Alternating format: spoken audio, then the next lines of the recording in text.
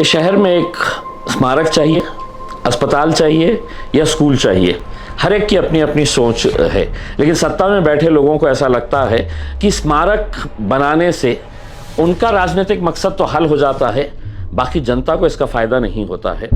यही बात को समझते हुए जब इस शहर के जालना रोड इलाके में 7 एकड़ जमीन एक भारतीय जनता पार्टी के दिवंगत नेता के स्मारक के लिए दी गई, तो मैंने ये सवाल उठाया कि एक अस्पताल के लिए भी जमीन चाहिए थी, उसको लिए जमीन क्यों नहीं दी गई। कई सालों तक सरकारी दफ्तरों के अंदर सिर्फ कागजी खानापूर्ति होती रही। एक डिपार्टमेंट दूसरे को लिखता, दूसरा तीसरे को लिखता। 200 बेड का हॉस्पिटल औरंगाबाद को 2013 के अंदर सैंक्शन हुआ था। 2016 के अंदर जब ये बात मेरे सामने आई, तब मैंने इसके पीछे लगना शुरू किया और मुझे एक बात समझ में आई कि सरकार की मंशा ही नहीं है, प्रशासन की कोई नीयत ही नहीं है कि यहाँ पर 200 बेड का हॉस्पिटल, जिसका पूरा फंडिंग केंद्र सरकार कर रही थी, तो वो हॉस्पिटल यहाँ पर बने। Aurangabad bench of Bombay high court के अंदर एक पब्लिक इंटरेस्ट लिटिगेशन जनहित याचिका PIL फाइल किया और अदालत को ये बताया कि इस शहर के अंदर हमें अस्पताल की ज़रूरत है, ना कि किसी के स्मारक की। हियरिंग हुई और उसके बाद अदालत ने कहा कि हॉस्पिटल के लिए ज़मीन दी जाए।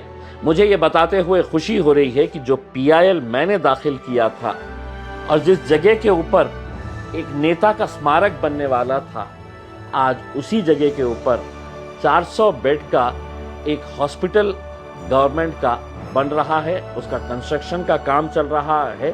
तकरीबन 5 फ्लोर तक का काम मुकम्मल हो चुका है और अगर सब कुछ सही रहा तो अक्टूबर 2025 यानी कि आज से 1 साल के बाद औरंगाबाद शहर को एक 400 बेड का सरकारी अस्पताल मिलने जाने वाला है।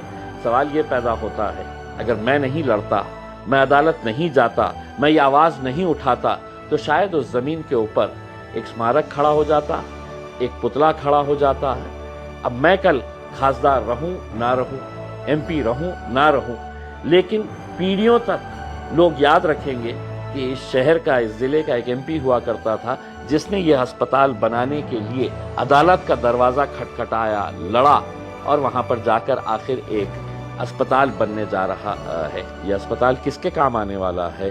तो उन गरीबों के जो प्राइवेट हॉस्पिटल्स में जा नहीं सकते अपना इलाज करवाने के लिए। सरकारी अस्पताल जब बन जाएगा तो यकीनन इन गरीबों को इसका फ़ायदा होगा और शायद उनकी दुआ मेरे काम आएगी।